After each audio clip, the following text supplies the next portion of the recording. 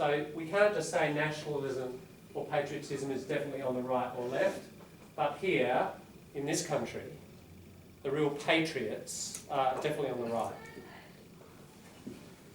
So some of this is context dependent. Okay, free things. Universal health care, universal public education, that's on the left. Yeah, I put that one up because Whitlam, one of the first things he did was rewrite the divorce laws and made it much easier for people to get divorced. And very quickly there was a long queue outside the divorce office. Like, seriously, there were thousands of people within the next 2 months who got divorced. Yeah, they'd been waiting years and years. I think it means that there was injustice in terms of system of justice. If there were so many cases waiting to... That's right, yes, there were. A woman is afraid to get rid of her husband, because that husband, she cannot divorce him, I mean. Yes. So when Whitlam came in, he made it easy for everybody to feel like, okay, you're not the type of person I want, here you go, here I go. Exactly, it was very much, the feminist movement was very strong in the 70s. It was at its strongest. And the Whitlam government was very supportive of it. And previous to that, you had very difficult rules of proof. You had to prove unfaithfulness and have evidence and da-da-da-da. Yeah, and then Whitlam introduced the idea of what they call incompatibility. Like, we just don't get on, you know, and you didn't really have to even explain why. I think you had to have lived apart for a period, like 6 months or something. That was sufficient. You could get divorced. So it was ultimately, yeah, as you say, Madge, about increasing liberty for women mainly. Income tax, yeah, so taxing, I guess, increasing tax on the rich.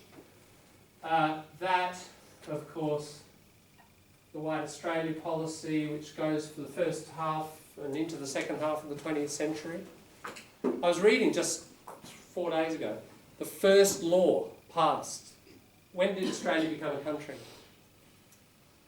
When did Australia become a country and not colonies? The federal? Yeah, a federation. 1901. Yeah, fairly easy date to remember. The first law passed was White Australia policy. Yeah, and a part of that law was to kick out the slaves that had been brought from the Pacific Islands to these guys, the cane cutters.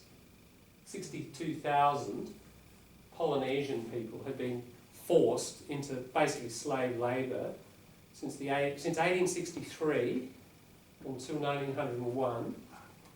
They were basically slaves, and then when the industry changed and they employed non-Polynesian labour, they wanted to get them out of the country, and they forced them back, even though they'd settled here and married and da-da-da.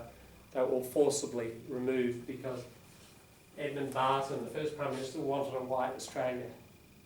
So there's a lot of dark history, shall we say, to Australia. That's worth knowing. I never knew about the what country did it come from? Polynesian?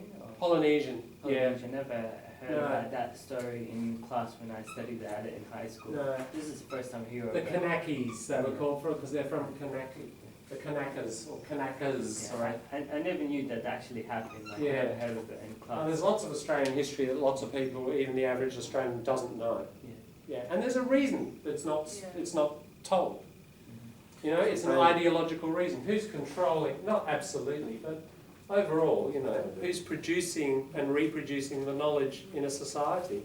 It's that group. Through various institutions, you know. Sometimes changing the history of Yeah, Australia. yeah, changing the narrative, absolutely. John, can you tell me 1901 White Australian policy until when? It goes into the 60s. I can't remember the exact date that it changes. 1960. Yeah, because more World War II migration, post 1945, we bring in Greeks and Italians, and they're still white enough. You know, they're European. They're European, and even a lot of people have, you know, Anglos have problems with them. There's a lot of racism there, and I'd have to check the exact date when it I mean, is officially ends, but it's, yeah, it's in the 60s. The skin was a little bit yellow. Yeah, well, there's the famous dictation test.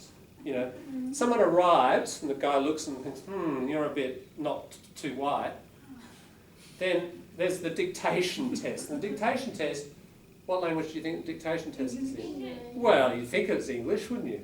You have a dictation test but in English, but the official has the right to give you another dictation test in whatever language, usually he, thought. So he can give you Portuguese, or Japanese, or Arabic. And there was some story of one guy, I can't remember who it was, but they tested him 7 times, dictation, and he just knew all his languages, and he got everything right. And then they threw him some really, really unusual language, and they got him on that one, and they kicked him out. So basically it was like they looked at you, if they didn't like the look of you, you know, they gave you these tests until you failed, and then you were gone. But the other thing is, You can look it up, White Australia Policy Dictation Test, you know. now, Funny. because I heard one of the our friend's story, he say under Australian white policy, White Australia Policy. a white Australian policy, he cannot have 2 citizens. Citizenships. Yeah, 2 citizens. You're either having Australian citizenship or your own country system. But Yeah. now you can, isn't it? You can. In some cases you can have dual citizenship. Depends on the other country a lot, doesn't it? And I'm not up. But this is quite recently though, since Yeah. 1970 or 1980, they're still like that. Right. That's why I wonder. Yeah, I'm not up with all the latest on those details. But private schools, certainly there. Usually the left argue, no money to private schools or less money. We should just put it into public. That one's a big one, of course, privatisation. In the 80s it comes in a big way around the world. It's part of neoliberalisation. But here, the bus system used to be public, the electricity used to be public, the water used to be public. All those things were public and not now, they're private. Now that one, where does that belong? That's kind of opposite to that. Nationalisation means you get a private company and you make it government. So where would that belong? Yeah, right. You take it out of private hands and you put it into the government's hands. So you make it public. Now this one, just on this one, always S. User pays. What does that mean? Let's put that up. That's what you can explain. I think if you use any service, you pay for it. Yeah. Can you give us an example? For example, if you want to drive one of the luxurious cars, you pay for it. Or Yeah. you want to use computers in the business places, Yeah. they check you exactly the time you spend using their internet. They Yes. calculate how many minutes, times how much, then you pay that because Yeah. you use it. Exactly. Instead of going into a public library and it's all free, you pay for the time, don't you? Now, if we think of TAFE, some years ago, well, even like last semester, foundation courses, all free. Now what's happened? You're doing this course free, next course, user pays, isn't it? So user pays for all the rest. You use it, you pay. Pay for it. Yeah, so there's this reduction of free public services, whether it's libraries, education, roads even, private roads, you pay a toll money, many things. Isn't that in Sydney and Melbourne? Toll? Yeah, we don't have them here yet. Yeah, but they're thinking of doing them here. Not Yeah, sure. that's right. So generally speaking, that is, Right. yeah, the whole idea of user pays is open things up to the market. If you use it, you pay. Whereas this is non-market here. Certainly patriarchy. The course for next semester is approved, the rule is approved for getting the funding of the government, the cutting of the funding. The cutting of the funding has already happened. So the new rules are up on the website. If you look at Work Ready, just Google Work Ready, And frequently asked questions, in the section of frequently asked questions, you'll see eligibility conditions. And yeah, the rule is you get one foundation course free, and possibly a number of literacy units depending on how you go with the test. But yeah, you get, in terms of these courses, foundation courses, you only get one. Has it? Whereas previously you got certificate 1, 2, 3, 4 diploma. There was a possibility of having 5 free. It's been massively reduced. Has there been any cuts to universities so far? Or? Sure. Yeah. Universities. I'm not really sure what's going on. Universities now are only funded, I can't, you know, the figure's always changing, but it's around about 33% of the funding is from the government. The rest they have to get from selling courses. So that's very much user pays. Proportionally, it used to be much more. In some cases, you know, the government used to fund the whole university in the Whitlam period. That's been steadily reduced to more and more user pays, and this makes it tougher for, you know, the average person going to university, and of course pushes fees up. How about X? How is that? I'm not sure, because apparently they're saying that they're trying to make changes to Hex, Yeah. but they can't because it's not going through. That's right. There's a battle. Yeah. Christopher Pyne, the Education Minister, he's very right-wing and very much wants to increase that. And the students are resisting very strongly, student unions and others, and he hasn't managed to get many of those changes through Parliament. He's been blocked because of independent people in the Senate and so on. So at the moment, his changes are blocked. Isn't he from South Australia? Sorry, yeah. I'm wanting to try and move through all of this, but yeah, he is South Australia. He's in the Nord electorate, just here, and it's quite possible he'll lose his seat next election. You know, patriarchal, so male power definitely belongs there, just like feminism belongs here. This one is kind of look, predominantly it is here, but there is a minority of, you know, practice. If we just take Christianity, for example, the Catholic Church and, say, the Vatican, traditionally has been on the right. It is the official religion of Australia, Christianity. I don't know if there's any official religion, because the state is what we call secular, it's neutral. Not really. Before, many years ago. Look, traditionally it is the religion, you know, the dominant cultural group, sure. Because they had many church. Yeah, that's right. And still a lot. But if you think of the Catholic Church, the Vatican traditionally around the world has been very, very conservative. Interesting, this new Pope Francis, he's sort of a bit more on the left, isn't he, with statements on climate change and social justice and stuff like that. But it's unusual. Usually they're quite right-wing. There are some Christian groups who are here, like the left-wing, again, Catholic, Josephites. They're a very small group, but they are very, very strong on Aboriginal rights and asylum seeker rights, and very strong on social justice. But they're a tiny percentage, you know.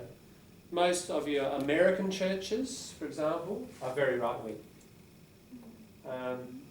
So at least with, you know, the Christian sphere, which is like in this country, most of it's quite right. But you do get some interesting exceptions to that. Then put down right and left. Yeah, it's kind of both. Yeah, but predominantly, mainly to the right. Climate change denial, absolutely here, as we talked about that. Yeah, now capitalism and capital both sit on this side. Capitalism is the overall system, and people wanting to preserve that would be on the right, and capital, as I said, but the element of capital, business and dollars are here, and labour is here. Fundamental contradiction, isn't it? I mean, that is in fundamental contradiction, because if you're a worker, do you want a high wage or a low wage? High wage, okay. If you're a capitalist, what do you want to pay your workers? High wages or low wages? Low wages. I mean, it's just fundamentally in contradiction. So that's your basic contradiction, which you've got here. Okay, that. is just advanced capitalism, isn't it? Since the 19th century on, the expansion of Europe, in particular the United States, into other countries, which is linked with nationalism. Nuclear family, yes, does sit here.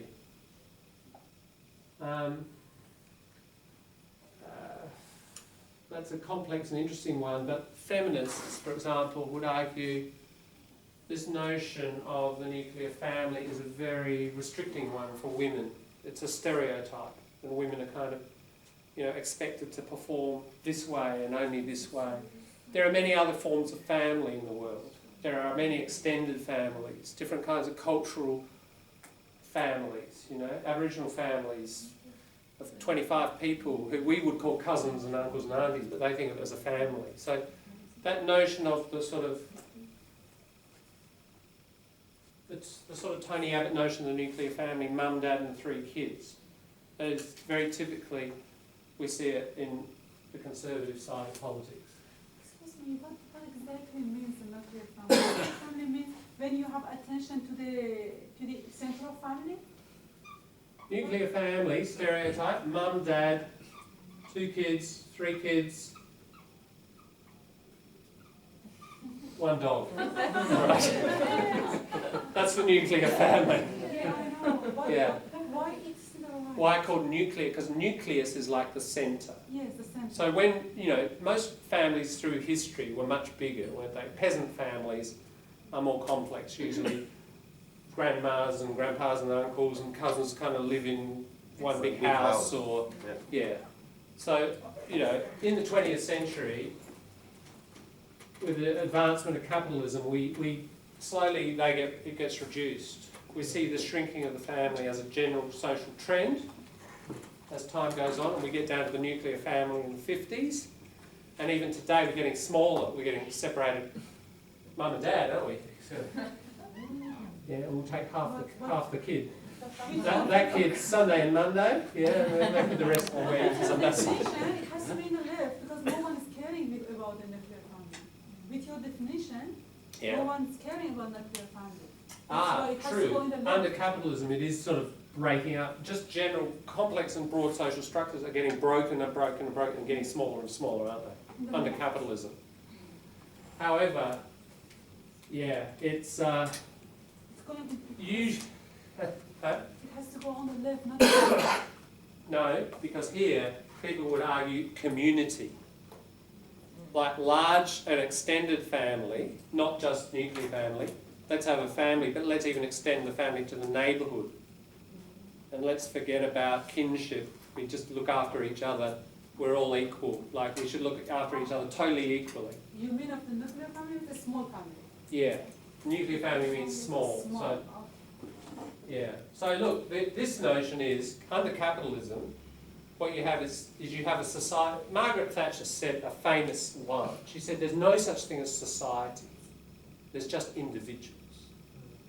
So in the right-wing mind, society is just a bunch of dots. There's no relations connecting them. They're just totally individual. And however, they're not totally individual necessarily.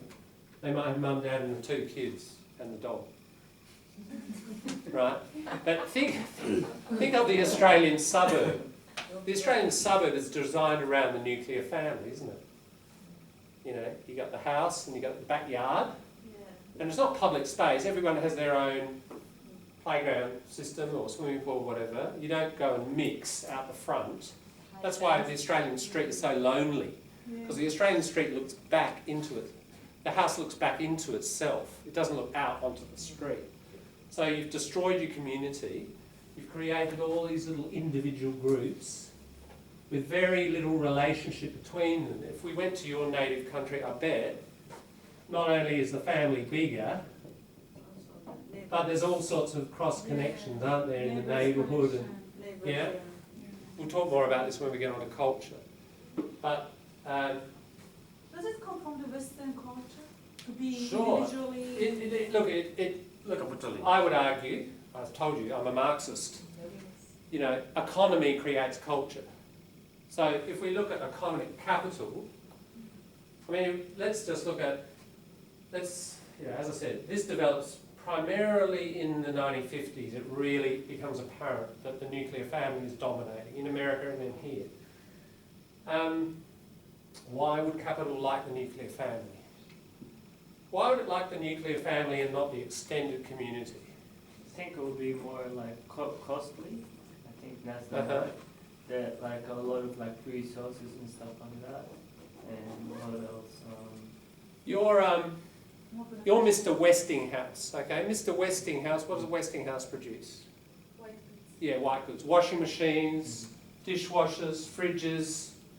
Okay, if you've got this sort of society, how many fridges can you sell? Just one. Maybe, just one. One or two, yeah? Because you can go to the neighbours and keep your milk there, can't you? Or you can do your washing. Somebody buys a washing machine and 3 other houses use it. Yeah, but if you've got this sort of society, Individual. Individual. how many